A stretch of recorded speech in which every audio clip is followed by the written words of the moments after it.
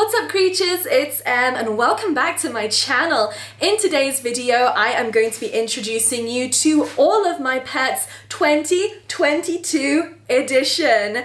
If you are brand new to my channel, welcome. My name is Em, I'm a former zookeeper and I am a digital animal educator. Joining me today is my ferret, Dobby, who although she is an old lady and an OG here on this channel, she is a ball of lightning. She loves to cause chaos and we're gonna see more of her a little bit later on. We'll also be meeting rats.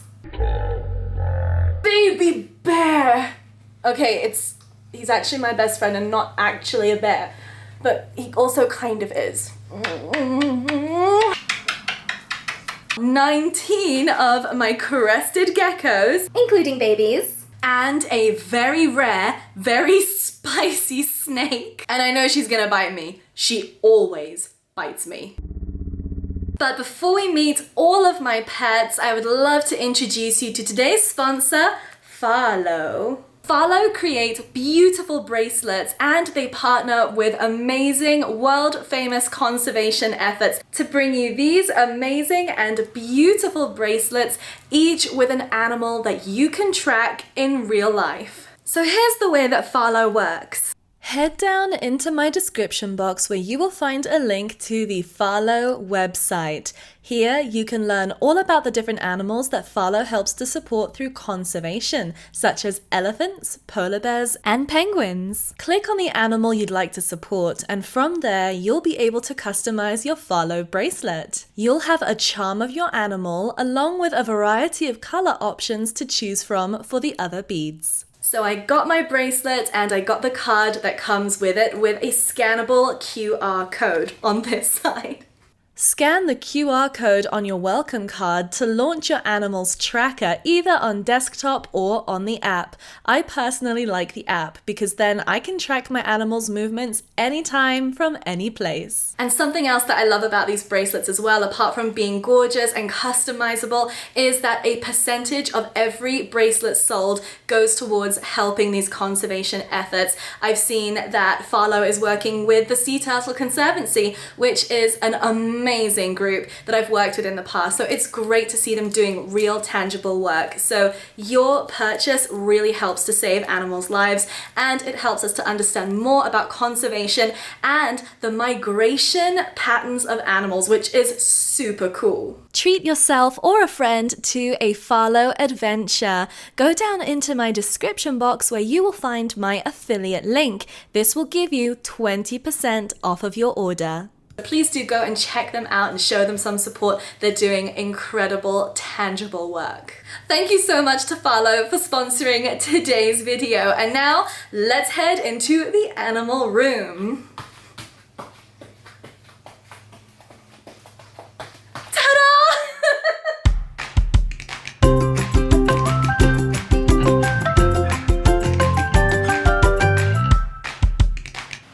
Okay, here we are in the animal room and let's just immediately address the pink elephant in the room, also known as Bailey, or Bailey's butt. I don't have too much background on her. She is not my puppy.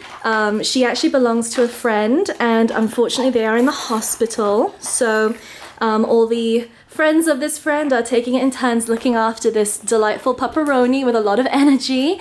And so I don't know exactly how long I'll have her. It's Bailey. She's not mine. She's just blessing us with her presence for a couple of days. In these two temporary tubs, I have my imported Rein snakes. Let me see if I can go ahead and fish this one out since I can see my female is currently squishing herself behind her water dish. Now this could go one of two ways. She can be either extremely mellow or she can be her usual spicy self. So let's see what she's going to be today. Oh, we're a little bit flighty. Come here, Noodle. Oh my goodness. All right, so this, oh, hello. Yes, thank you. Hi, yes. I see you.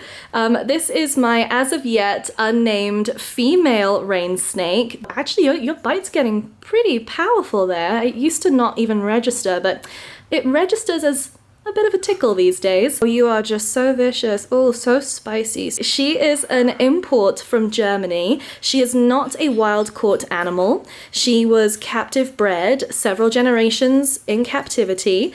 And they're very difficult to find here in the United States. They actually used to be all over the hobby a couple of decades ago, but since then I really just haven't seen them around very much. They are not a beginner snake. They tend to be quite finicky, and this is very much a juvenile. She's going to get substantially bigger than this. To me, they're one of the most beautiful snakes in the world. As adults, they can be greens, they can be blues, or a mixture of greens and blues. As with many juvenile snakes, the best defense that this non-venomous species has is just to be as spicy as possible. So she does flail around, she will bite, she will musk.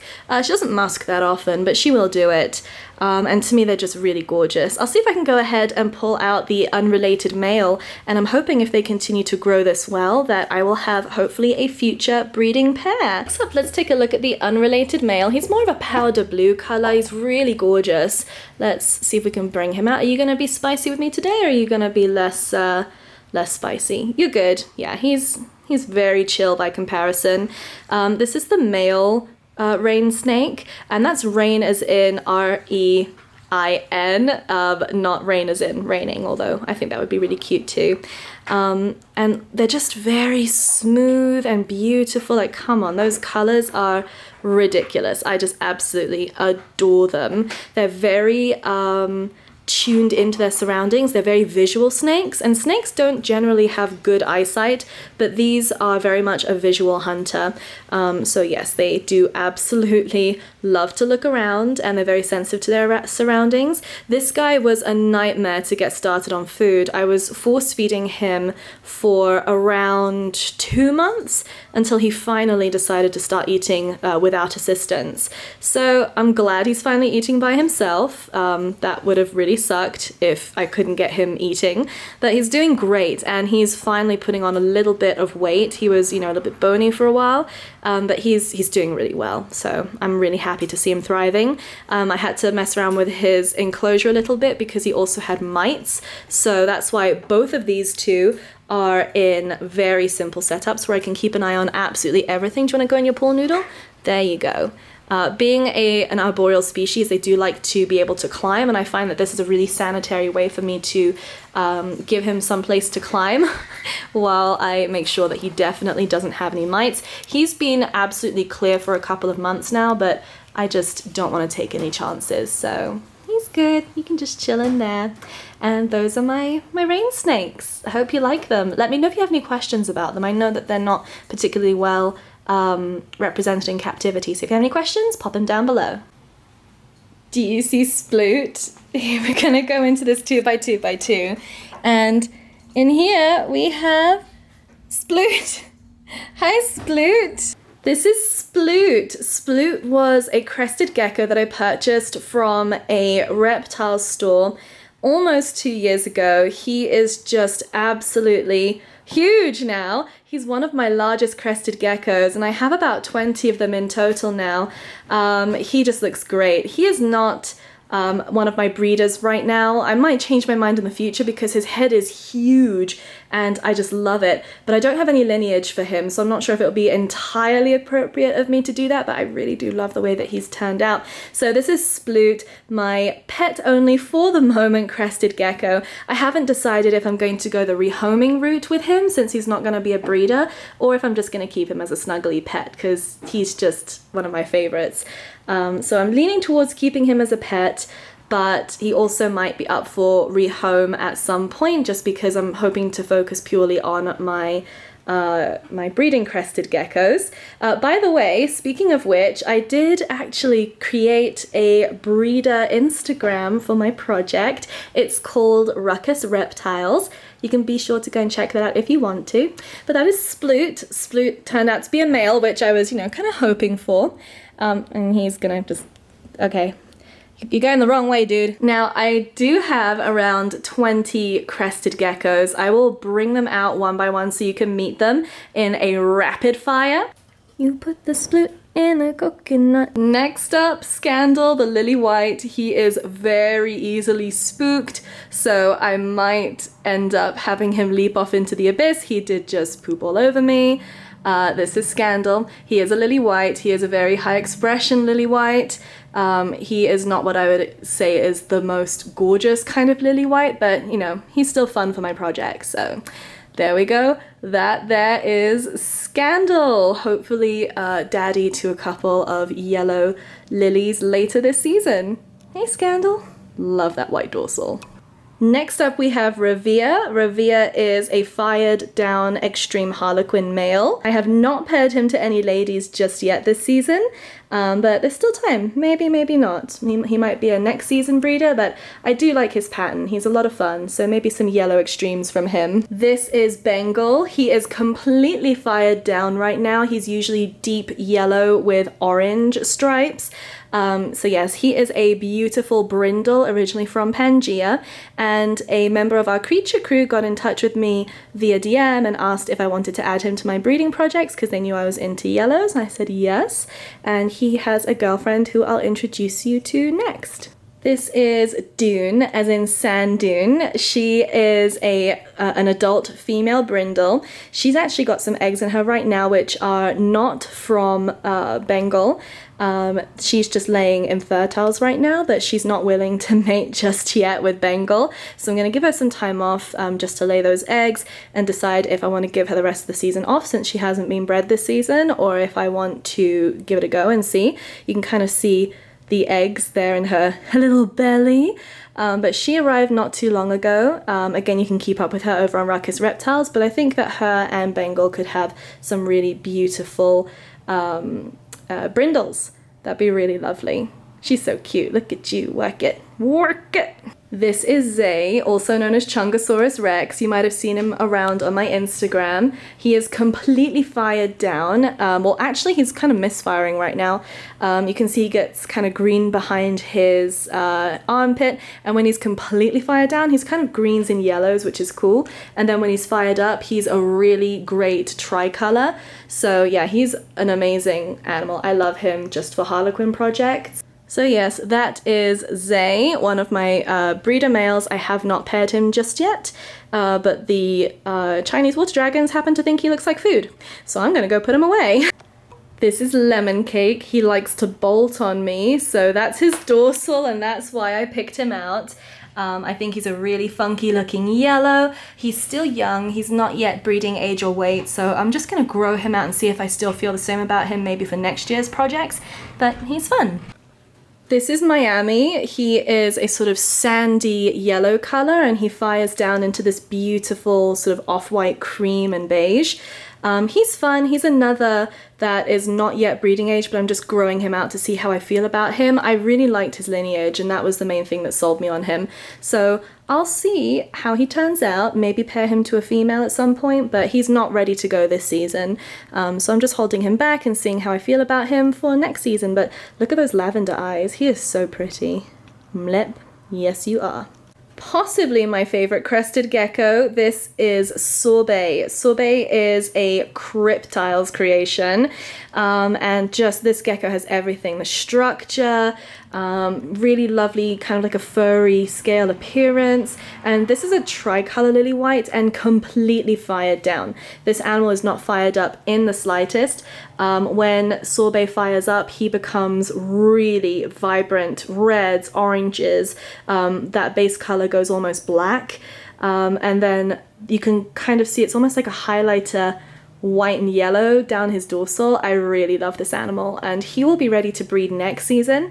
I got them when they were about 3 grams or so last year, almost a year ago, and they're already just getting serious growth on them. This animal is absolutely incredible. Love them.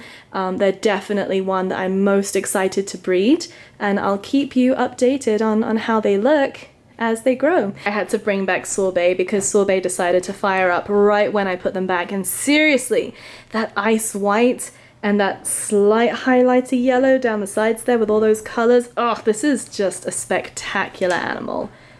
So amazing.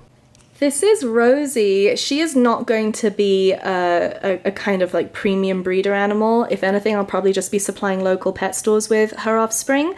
But she just laid her first duds a couple of days ago, like actually about a week and a half ago, and she should be ready to breed hopefully next season. I'm not going to push anything on her this season because she's still a little bit light. She's only 40 grams and I'd prefer her to be up at 45.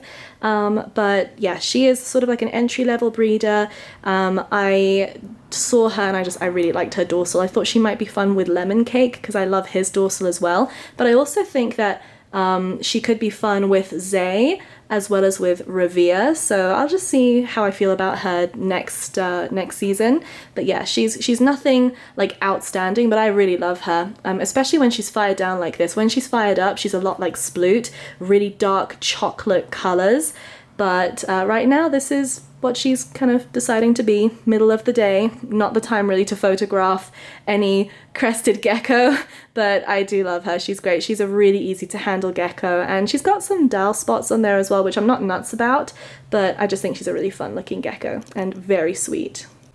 Okay, this funky looking gecko is Vortex. I actually found Vortex in a chain pet store and I've never seen a dorsal like this. I've already had a couple of serious like pixel / stippling breeders make me some serious offers on her, but I'm gonna continue to grow her out because I'm just so excited by her. And this is her completely fired down. When she's fired up, she is like red, orange, and that dorsal goes like white. So she's a really exciting potential breeder. She doesn't have the best structure, but I might collaborate with some of these breeders that have shown real interest in her to see if we pair her when she's ready to a really well-structured male with the same stippling dorsal. That would be really fun. And I'm normally not a Dalmatian fan, but I feel like the dull spots on her just add to her crazy pattern and don't take anything away. Like in Rosie's case, who you saw just before, the dots are kind of like, yeah, she could do without them.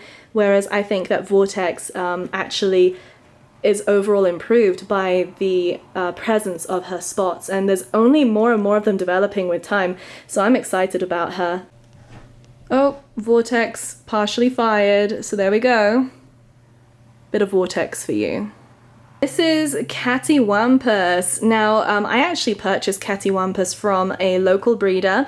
This animal has really solid lineage. I love this animal's lineage. I'm not sure if he really fits in with my future plans, but every week that I hold on to him, I notice more and more that I love about him. So I might keep him. I love how white his dorsal is. He's a really interesting color. And if I can find, potentially, depending on if he does turn out male, because it's still a bit early to tell. There's pseudopause there potentially, so could be female or male, but no definite pause, no bulge just yet. So I'm gonna grow out, kind of hoping this one turns out female, but if they turn out male, I'll find you know, a good-looking female for this particular animal. The lineage is really what sold me. I know that this animal has incredible genetics, and paired correctly, it could really bring that out. But yeah, really cool animal. Love Cattywampus. Okay, this is an interesting one. This is Lemon Tart, and actually this is Lemon Cake's sibling. Now, I have to say, Lemon Tart does not look like what her picture did when I bought her. I was hoping for her to be a breeding animal, but based off her structure and overall color, I'm just like, not really feeling it. It's so weird because her lineage is gorgeous. She has her mother, who is a pinstripe, and her father, which is an extreme. And I shared her with Maddie Smith over at Celestial Exotics. That's Tyler Ruggi's girlfriend. And she was like, yeah, she didn't inherit either of her parents' good traits. So I don't know. I'll probably just let her begin laying duds. She's not laying duds just yet because she's still a bit light. She's only about 37 grams. But I have a feeling she'll probably be rehomed to a pet-only situation. We'll see how she goes. I might try her for a season and just like see if maybe those amazing genetics I was banking on come through. But yeah, those crests are not looking great. And sometimes you just have to say, you know what, that was an investment that didn't pay off. But that's okay, because she'd make someone a really lovely home. So when it's time for her to find a new home, I will put her up on Ruckus Reptiles and she'll probably go to a pet-only home. But that's Lemon Tart. She's very sweet. Lovely genetic potential, not reflected in how she looks. Back onto a female that I do love. This is Jane. I didn't name her. She came with the name as a proven female. She's hopefully carrying some scandal eggs, so I'll keep you updated on if she lays over on, again, Ruckus Reptiles. I do love her. She has a really strong lineage and her head is huge and really lovely floppy crests, great temperament, lovely, just thick body, and she doesn't even really eat a ton. She's just a very cool animal. Love her a lot. Hoping her spots don't carry on into offspring, but not a huge deal if they do.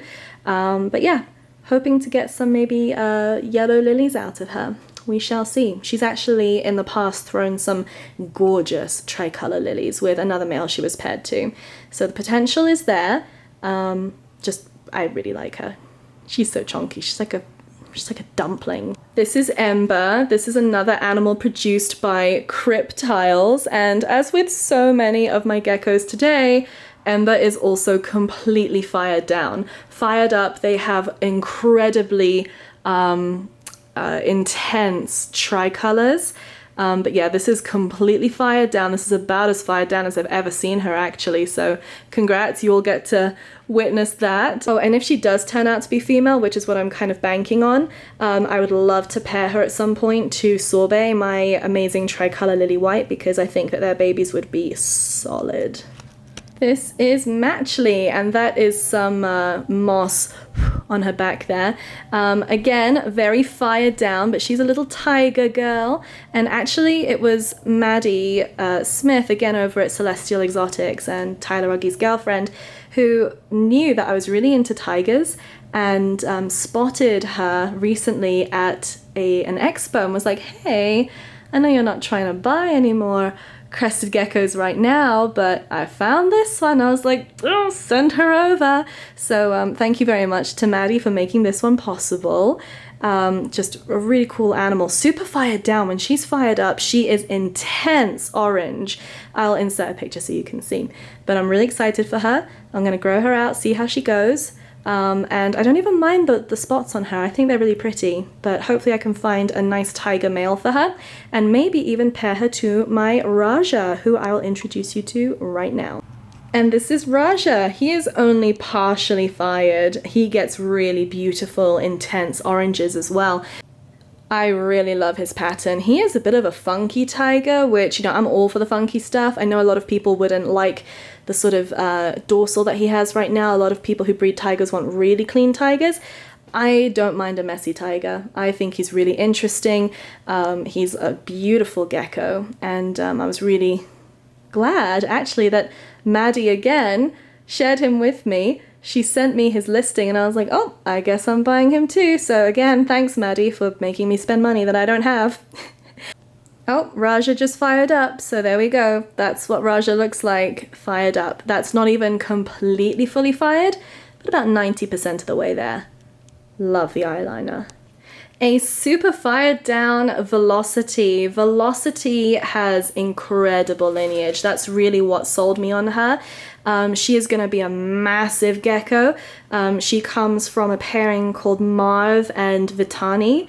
Really amazing animals, both in their own respect. And Marv was a huge, almost like 70 or 80 gram male with huge, amazing head structure. So I'm hoping that she has that from both her parents. She's already just, you know, packing on the grams. I got her as a tiny spindly baby and she's doing great. Velocity started to fire up, so I had to give her a second bit of screen time because she's a gorgeous animal. Love her. This is Finch. Finch is another Reptiles creation.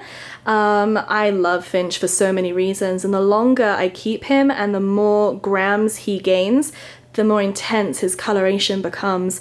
A really solid animal. He is out of two of my favorite geckos out at Reptiles, so I'm excited to see how he continues to develop, and I love this animal so much. So again, thank you to Reptiles for always sending me such amazing babies. Like, all of my highest quality geckos always come from Reptiles, so if you're interested in breeding, absolutely, that's where your foundation stock should come from. Just such great lineage on all the animals, and just amazing. Like, to me, there's nothing like Reptiles out there, so you have to go and check them out. And this little baby is Sparrow. Now, Sparrow is actually going to be a rehome. Sparrow was from a local pet store, a chain pet store, and I was just like, this animal is not going to live. It was so sickly and so spindly, and being kept with a bunch of much older geckos, so I'm just amazed that they don't have a nip tail going on, but I cut a deal with the store and I got a really good deal on them. I actually really like their highlighter orange on their back, but as I have no lineage and I haven't seen this animal progress, I'm just going to get it up to a comfortable point and then probably rehome locally. And you know, come to think of it, I've never actually seen Sparrow fire up before. I've only ever seen this kind of color. So I'm interested to kind of see how they develop over the next couple of months, but I think they'll make a really lovely pet for somebody. And our final gecko for today is Ash. Ash is a gecko that was sourced for me locally from a reptile store that I am very friendly with. They knew that I was looking for some darker, solid animals, solid dark colors, if that makes any sense. And they found Ash for me through a local breeder. I really love Ash, and when they are fired down, they're like a complete slate gray, which is gorgeous. They do have a bit of a nip tail going on down there, so I'm kind of hoping that they frog butt at one point, and frog butting is when they drop their tails and don't grow them back. So I would actually prefer that, but I'm not going to do a tail removal. I'm just not about that life. I'll let them decide if they do decide to drop that themselves. But I needed some darker colored animals for ruckus reptiles, and I'm excited to see how this one grows out. Now, they could be super special, or they could just be a darker colored cresty. I'm fine with that either way. All right, next up we have Mr. Moody himself, aka Okie Tokay. Oki was never really my reptile. The kindest and most professional way I can put it is somebody who used to be in my life, who was his original owner, decided they didn't want him anymore. So I decided to take care of him, and I've decided to give him a forever life with me. He hates me. He is an extremely angry gecko, and he's the kind of Tokay gecko who will scream at you, he will lunge at you, and he will bite you in earnest. He is just a very angry gecko. Let's pretend that this piece of bark is my finger. Yeah, he's a lunger and a biter. He's a lunger and a biter. Yeah, that's Oki. I'm not gonna attempt to bring him out. He's just angry the whole time, and pretty ancient as well. I think he's about 20. I'm not entirely sure. I can't remember what the person who used to own him said he was, or how he really came into existence. I think it was through a breeder at a convention. Not entirely sure. I wish I knew. All I know is I love him, even if he hates me. This is definitely a more advanced species to keep. Not in terms of their care. They're actually very easy to care for by way of diet and setup, but they're just difficult to handle. And if you do get a bite, you're not forgetting about it anytime soon. So that's Oki. I'll leave the old man alone. And yes, he does come out to bask, so they do absolutely benefit from UV. And moving along to Norbert. I love Norbert so much. If you've seen my bearded dragon video where I explain a bit more about how he came to be in my care, you'll know he was something of an impulse, do not bite. He is a sweetheart. He has been on a diet because he was so chonky, but he's been getting so much better at eating his greens and coming out for some exercise and actually moving more. This rock background that he has here is by Universal Rocks, and even though he's on these rocks today, on these pieces of wood here today, he will go and climb up his rocks. So he's really able to keep his fingernails down. I don't have to clip them. He uses them for climbing, and he's looking for a worm. Are you always looking for worms when I open up this enclosure? Let me go get a worm for you. Here you go. Grab the worm. Good job.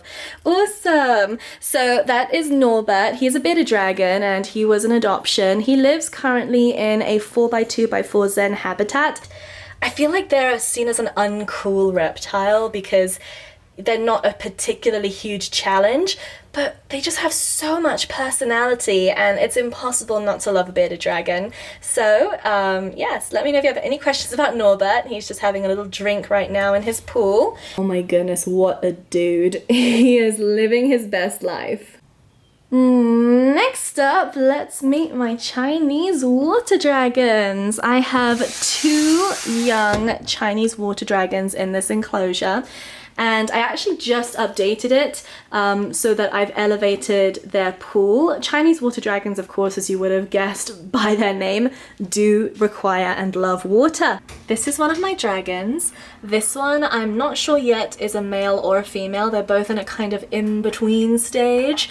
So like they're not hermaphrodites or anything. It's just very difficult to visually sex these animals until they're a little bit larger, although that crest at the top there, it could be leaning male, but at this size I would be hoping to see it a little bit more raised. So I have a feeling I might have 2 females in here. We'll just have to wait and see.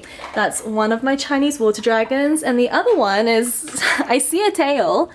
Are you in there? Hello, hi. How you doing? This one was known as face rub because when he/she came to me, they had a really bad face rub. But the face rub it's scabbed over, they're doing really well, and face rub is something that happens when you have an animal that's very flighty in an enclosure that's too small. So I'm not sure what kind of enclosure they were being kept in before I got them, but that one had severe face rub, and it can actually lead to secondary infections. And are you okay? Are you stuck? Are you just swimming now? It can lead to infections, and when these animals come in, they usually are a wild caught creature. These 2 are both wild caughts, which I'm really not nuts about. But I have been documenting the process of acclimating them into captivity with the hopes that it might help other people, because these animals, I would rate them as an advanced species. Absolutely. They are so incredibly sensitive. But this one's looking great. I love those sorts of teal colors that this one has. This one is a lot more flighty, even though they are larger. I'm gonna see if I can maybe... Maybe not. Yeah, like I said, that one is not happy to be handled. Where did you go? It's almost impossible to see you. Can you come out? Oh, hello. There you are. Well, actually, that's a perfect position. So if you just stay... Oh, they're not going to stay there, are you? Of course you're going to make my life difficult today. But yes, this is the other one. This one, you can't really tell because of the light too well. But this one has a lot more of a... Oh, okay.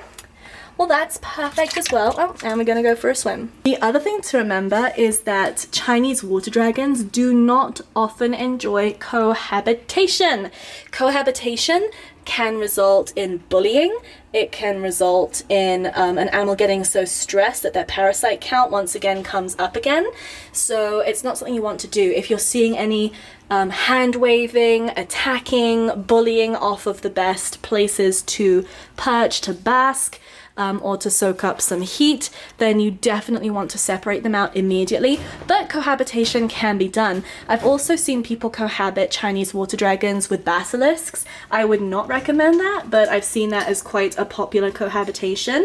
This one's just posing away. Look at you. Yes, slay. Next up, we have my baby boy Kiba. Kiba is my best friend in the entire world. He's looking at me all funny because I'm holding one of his very favorite treats, which is, randomly, ferret kibble. Now, I don't recommend ferret kibble, really, even for ferrets, but Kiba loves it as a snacking treat. You can see he's already salivating. Do you want to catch one? There you go, good boy. Kiba is a Eurasier. He is a very rare breed. It's very underrepresented here in the United States. He's very intelligent. I'm gonna ask him to do a little spin. That's a good boy. Can you do a sit and a selfie? A selfie, good boy. That's my sit pretty command. The Eurasier was specifically bred to be a family companion that catapult spit onto their foreheads. And you can just kind of think of them a bit like a chow, but without so much of the attitude. They are very much an animal that thrives on routine. They do not necessarily like to be away from their families. They take it very badly. And there's been a couple of really heartbreaking cases where Eurasiers, when they've been put in a boarding situation, will go looking for their families and get lost. So they really don't like to be away from their families, but they are such lovely, wonderful, loving dogs, and he is just the most perfect dog for my situation. Can you do a touch? Good boy, it's a good touch. There you go. So he looks really big in so many pictures, but he weighs 45 pounds, and sometimes in the summer he gets down to about 42 or 43. So yeah, he's actually very light. It's just all floof in there. There's very little underneath. But he has a big heart. Such a big heart. You wanna go outside? Let's go. Make sure you touch. Not that. Good, yes. Thanks, Keeps. Bye. Now, this is a very special occurrence here in the animal room. I don't normally allow Memphis or Xena in this room because they shed so much that the fur sticks to the animal enclosures, and thank you. Sometimes the animals ingest it, and I've had issues with impaction with dog fur in the past with my geckos. So I try not to allow it too much. As you can see, Memphis is a little bit different to Kiba. Her energy is a bit more erratic. Maybe I might have to stand up for her. But she is a husky shepherd mix. She is not mine, but we share very close quarters here. So yeah, she's not legally mine. We just hang out together. She's a good girl. She is really goofy. She is very food motivated. She's also the dog that gives me like just the most anxiety in this house because she is very needy. She sheds all over. It's so gross. So yes, literally every day I'm like, oh, I just cleaned everything and now I have to clean it all over again. But yeah, she's not allowed in this room for a number of reasons most of the time because she tends to also have very high prey drive. So if she sees the rats or the ferrets, then she sometimes goes for them. But I have to say, out of so many dogs I've met in my life, she is so super loving, so super sweet, and she is underneath all of that chonk and fur, because she is chonky, she's like 75 pounds, very, very athletic indeed. She runs most days, she is very fast, she runs with her sister Xena, and they make a really great pulling team. Xena sets the pace and Memphis tends to do a lot of the pulling because she's a lot more robust than her sister.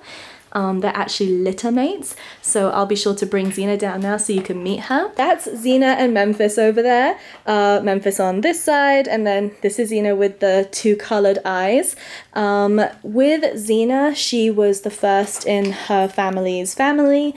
And then she was litter mates with Memphis. Even though they don't look very alike, yes, they are litter mates, which also comes with a couple of issues, of course, because of, litter mate syndrome and things like that.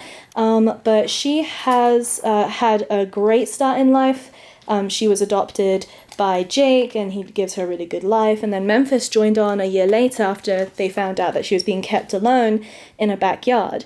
So in order to reunite them, they just did a sort of a weekend test, and they got on great after a year of not living together and not being puppies in the same litter anymore. And they're gonna be together now forever. Memphis really loves cuddles. Xena is a lot more independent and very sensitive actually. She definitely is a lot more sensitive than Memphis. Memphis gets over things like that. If something happens to startle her, she gets over it. But with Xena, she takes a bit more time to get over things. She is a very sensitive dog, very stoic, very athletic. It's really interesting that they have the exact same diet, exact same parents, and the exact same litter, and they are so different. So very interesting indeed. I'm gonna try and do this as quickly and as quietly as possible because I just don't want to startle anybody. But this over here is Brie. Brie is one of my fancy rats. He was bred by a local rat breeder. And Brie and his brother Feta, even though they were bred, are both a little bit more skittish than Cheddar, who I'll introduce you to in a minute. Bottom, I don't know if you can, right at the back there, see Cheddar. And then there is Feta inside the tunnel with Cheddar. Feta is Brie's brother, and Cheddar is my rescue from a reptile store. He's actually, ironically, the most calm and sociable out of all of the rats, and I'm not going to fish them out just yet because it's still the middle of the day and I never bother them during the day. I'm sorry about the low light. I have them in the shade just because rats don't like to be in direct sunlight, but they're very, very sweet animals. I love rats. I think that there's just very few animals out there to rival what amazing pets rats are, but I am going to let them be because I don't want to startle them, and they are still absolutely getting into the process of settling in over here. So I'm just going to leave them alone, but I do have a rat cage haul very soon so that I can redo everything and show you everything that I get for them at the dollar store for the nests and everything. So I hope you'll enjoy that. Oh, how are you so cute? How are you so cute? But you can see that they're all just like, what is happening? They're a lot more sociable at night. So I might be able to get some shots of them at night later when they wake up, but they're all like, what is happening? So I don't want to stress them. But yeah, so that's Brie, and then Feta at the bottom and Cheddar at the bottom as well. Is that one ferret or two? I actually cannot tell right now. Oh, I think it's two. That's, hi Niff! And oh, okay, I see now. So we have, oh, there we are.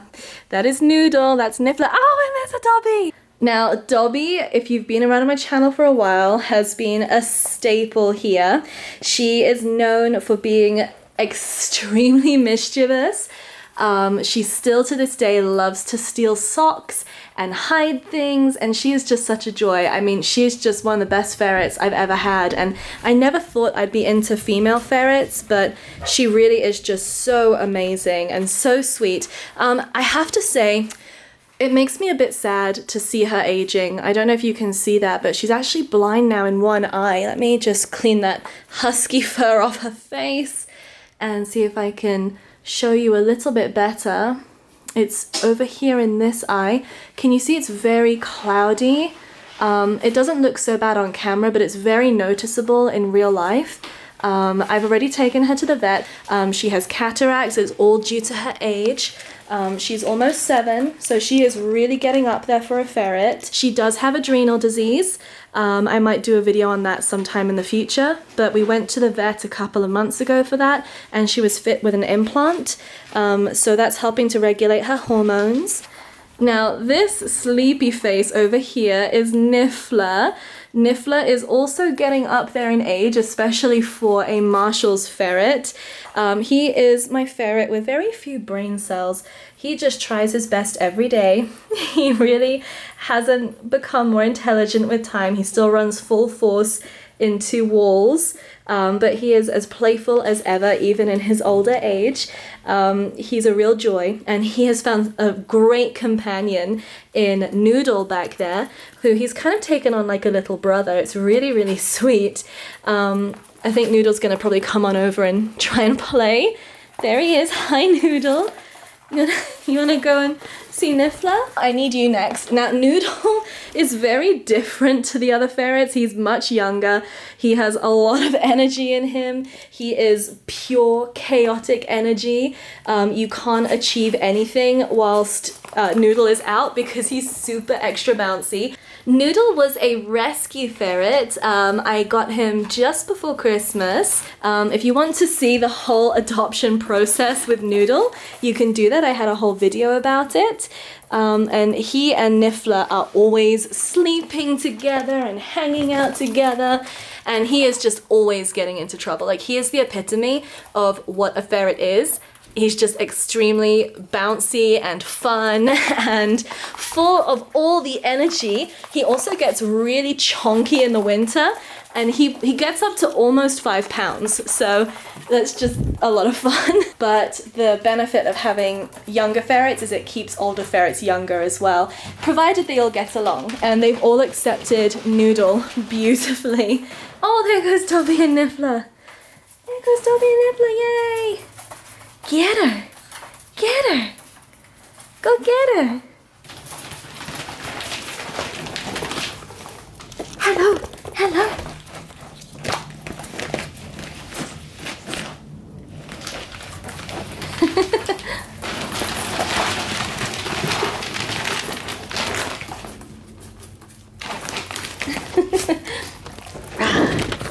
Rawr! Rawr!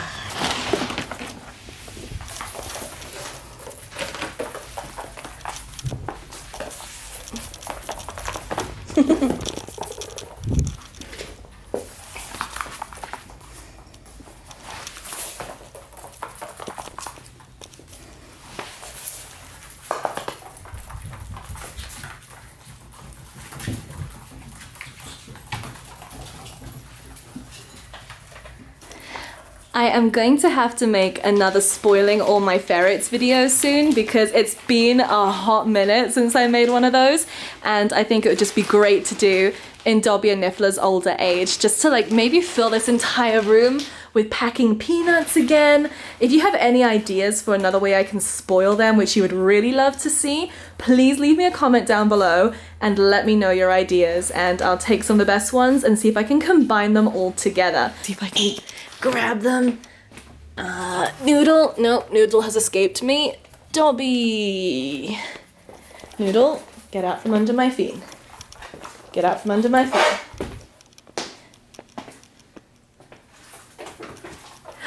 Good night, Dobby. I'll see you a little bit later on tonight, okay? Noodle, stop eating my shoes! Eating my shoes! Come over here. All right, I will see you tonight. Can you sleep for like 2 hours, please? Just calm down. Calm down. So it is time for you to have a nap.